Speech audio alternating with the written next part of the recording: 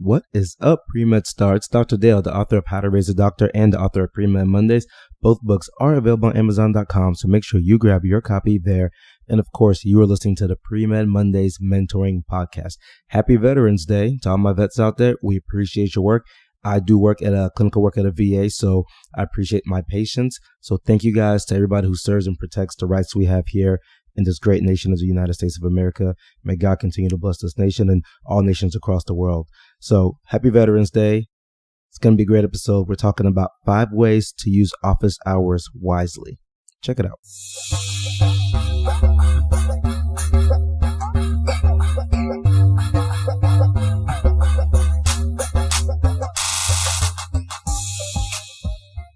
Happy Monday, PreMed Star. It is going to be another great week. It's Monday. We're excited. We're pumped. We jumped out of bed this morning. We didn't crawl out of bed. We got up. We jumped out of bed. We threw our clothes on. We threw our shoes on. And we ran out the door because we're ready to go. We're pumped up. It's going to be a great week. We wake up saying, yes, it's Monday, right? And then when Friday comes around, we're like, man, it's Friday. But on Monday, yes, it's time to go. It's time to put in that work. It's time to make things happen. Got a whole week ahead of us. Be excited about Mondays. All right.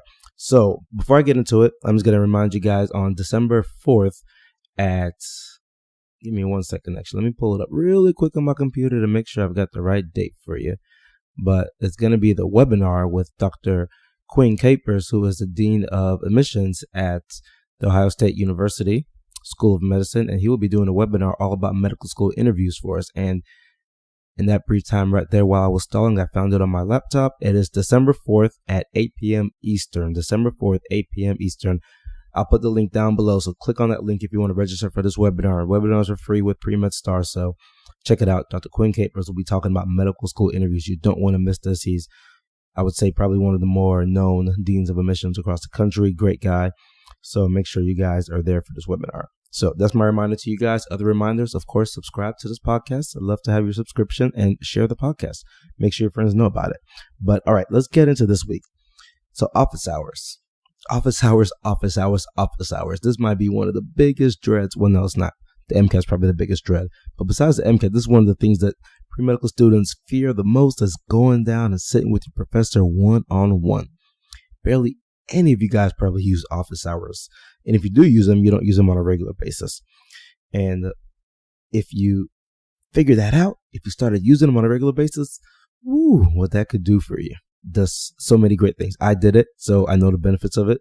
And I encourage my mentees to do it all the time so they can see the benefits of this. But if you can use office hours wisely, that can make all the difference in your success into becoming a doctor, right?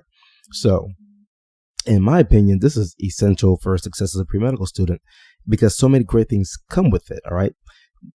So many benefits, I should say, come from going to these office hours, all right? You need to know how to use this so you can reap these rewards to come with it. So we're going to talk about 5 ways to use your office hours wisely, all right? Let's get into it. The first one is you should meet your professor 1 week before each test. Meet with your professor 1 week before each test. And you all know by now, anytime I talk about how do you make straight A's, this is one of the tips that's part of how to make straight A's. Meet with your professor 1 week before every test. And, the rationale for this is simple. You meet with your professor. You have a test coming up in a week. So first of all, that's a good excuse. You say, hey, can I meet with you to ask questions about this test? That's an easy way to get in front of your professor and sit down with him or her on a one-on-one basis. And you get there and just have a list of questions. Make sure you've written the list out before you get there so you're not trying to make stuff up on the spot. So have a list of questions. Sit down there for, 15 to 30 minutes, depending on how busy your professor is and how busy you are, and just go through your list of questions. And sometimes, honestly, you might know the answers to some of these questions, but getting further clarification or just affirming what you think you already know, there's nothing wrong with doing that, right? But here's what happens. So for the things you don't know, obviously, your professor is going to hopefully help you understand those things better. So that's going to help you for the test. But beyond that, for the things that you do know, or things you might think you know, human nature, when people come to you for help, you subliminally give them more help than you give other people, right? That's what happens. So human nature is going to make your professor wants to help you out a little bit more. And it's not going to be like they're cheating or anything. They're not going to say, here are all the answers to the test. But somehow in the back of your brain, you might trigger something. They might give you an extra hint for something that's going to be on the test that they don't share with the rest of the class. And it's not that they're doing it on purpose. Now, wait, some professors might do that on purpose. But by and large, a lot of them might not do that on purpose. It's just a simple fact that the more they talk about a subject, so if you're talking about their test, the more they talk about that, the more little tidbits and jewels you're going to keep on dropping. In the one-on-one setting, first of all, they're already impressed with you because you took the time to come see them. So something in the back of their brain subconsciously is going to trigger them to say extra things that are going to be on that test. Then you're going to get little hints that will really help you out in a big way, right? You'll be sitting in the test and say, oh yeah, Dr. So-and-so told me this yesterday during office hours. Not yesterday, but a week ago during office hours, right? So that really helps. That goes a long way, right? Long way. So meet with your professor 1 week before each test. That is the very first tip that you should be doing when it comes to how to use office hours. Number 2, use office hours to obtain career advice. Use office hours to obtain career advice. Here's the deal. Your professors have probably seen tons of pre-medical students, at least your science professors, have probably seen tons of pre-medical students come through your courses. So they know what you want to do. They've seen students just like you who have tried and who have failed. They've seen fewer students who have tried and who have made it. So by now, hopefully they have a decent idea as to what the students who succeeded did versus what the students who didn't succeed did, right? So, they've seen it over and over and over again. So use your professors as individuals to give you career advice. Say, hey, Dr. Such and Such, this is what I'm interested in. Could you give me your feedback? Students who had the same interest, what did they do? What have you noticed? What tips do you have for me? Right? So that they have a good sense as to what it takes to be successful. So you want to leverage that. You definitely want to leverage that. They are a valuable resource for your journey to medical school, right? Number 3, we're talking about 5 ways to use your office hours wisely. Number 3, build rapport. You want to build rapport with your professors. And one of the best ways to do that is by going to your office hours. I'll tell you, in terms of becoming close to an individual on a relationship standpoint, I had a coach in the past and he told me kind of the steps, and I've been abiding by these for a very long time, right? One of the secrets in terms of very strong network building. You get closer to an individual, the closer they get to your home, right? So if you meet somebody in public, yeah, you're acquaintances. If you go out and have lunch or dinner with them or a meal with them, yeah, you guys are close. You're probably friends now, If you guys do something, I don't know, a little bit more private, just the two of you guys, like maybe, not like a date or anything, but if you go out with a group of friends, bowling or something like that, you're closer because you did a special social event together. But then if you have them over to your house, you're even closer because now they have been inside of your home, inside of your safe haven. And if they actually stay a night at your house, you guys are almost as good as family. Not that close, but the next closest thing to being almost as good as family, right? And I'm not talking about any like sensual relationships type of stuff staying at your house. I'm talking about like for my wife and I, we have a family. If another family or family friends come stay at our house, something of that sort, then they become very close to you, okay? In the sense of academia, maybe one of the closest things you can get to that, because you don't necessarily probably aren't going to be inviting your professor to your house. I would recommend against that, but is by going to your office hours, okay? That just makes you guys closer. So that builds rapport. Going to office hours makes you a lot closer to your professor than sitting in class. It makes you a lot closer to your professor than asking a question after class, right?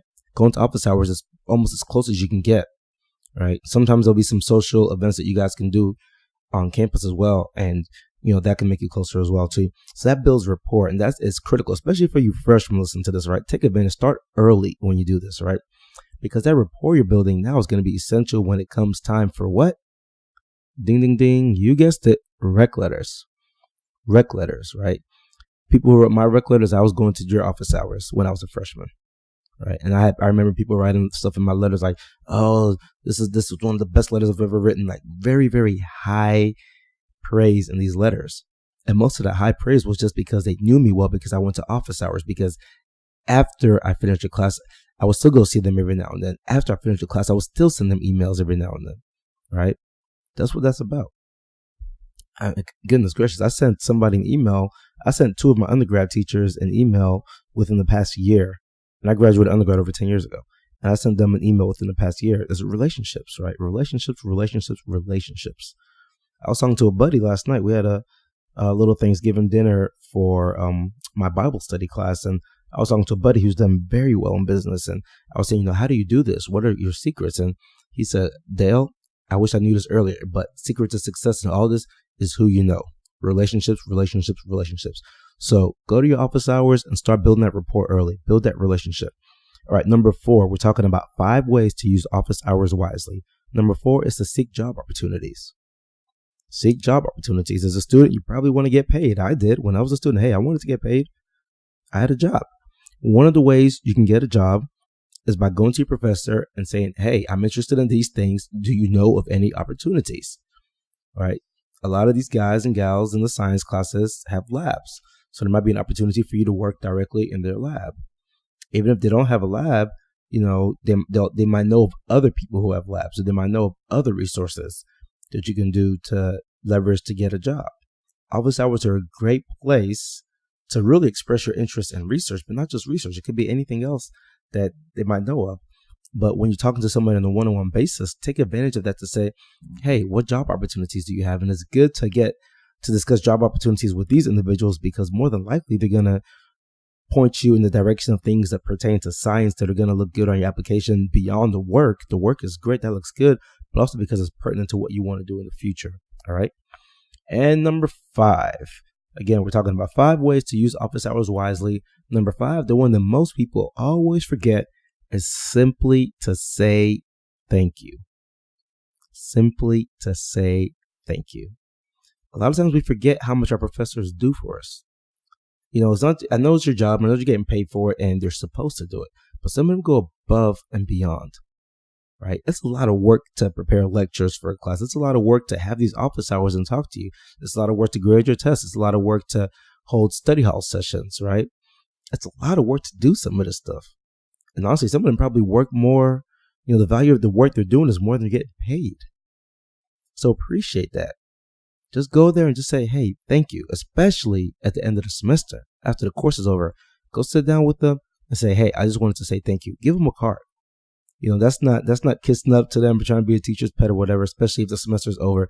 Give them a card and be genuine with your thank you. Really mean it. Like, why not? Why wouldn't you be grateful for somebody who took a semester to teach you and to help you become competent, proficient in a subject matter? Give them a card. Just say thank you. Be appreciative of people in your life. Be appreciative of those individuals who teach you. And again, that goes a long way in your network. Very few people are doing that. So if you're one of the few who do it, they're going to remember you. And they're going to say, you know what? John or Chris or Katie or Laura, whatever, sent me a thank you card. That was great. He or she came to my office and said thank you. Guess what happens when it's time for a rec letter? You're going to get a great rec letter, because people appreciate people who appreciate them. People appreciate people who appreciate them. All right. So those are the 5 ways to use office hours wisely. Certainly there's more. If you have any other suggestions, I'd love to hear what your suggestions are. Go ahead and post it in the comments on PreMed Star. But quick recap, 5 ways to use office hours wisely. Number 1, meet with your professor 1 week before each test. Number 2, obtain career advice. Number 3, build rapport. Number 4, seek job opportunities. Number 5, say thank you. All right, let's see what this week's challenge, I should say, is. Challenge for this week is to set up a time to meet with at least one of your professors prior to your next test. So figure out when your tests start, and then set up a time with at least one of your professors, preferably science, but it doesn't have to be, and set up a time to meet with them during office hours 1 week before your next test. I challenge you to do that. Just see how it works. Send me a message after you do it. Let me know if it was a good or bad idea. Really, find me on PreMed Star. Send me a message. Let me know. Say, Dr. Dale, bad idea. Dr. Dale, good idea. I'm willing to bet I know which one you're going to say. Alrighty. So next week is week 23. Wow, it's amazing. I think we're already in week 23 of PreMed Mondays. You guys, it's obviously only 52 weeks in a year. We're almost halfway done with the book here. So next week, week 23, we're going to be talking about 5 extracurricular activities to consider. 5 extracurricular activities to consider. So essentially, these are going to be extracurricular activities to help you really stand out. One of the questions we get all the time is, how do I stand out as a pre-medical student? We're going to be talking about 5 of them next week. All right. So thanks for listening to the podcast. Remember, December 4th, 8 p.m. Eastern time, we're having a webinar with Dean Quinn Capers. We're talking about the medical school interview. Make sure you check it out. Subscribe to this podcast, share this podcast, and have any questions, you know where to find me. Send me a message on PreMed Star. PreMedMondays.com. Thanks for listening, guys, and I love you.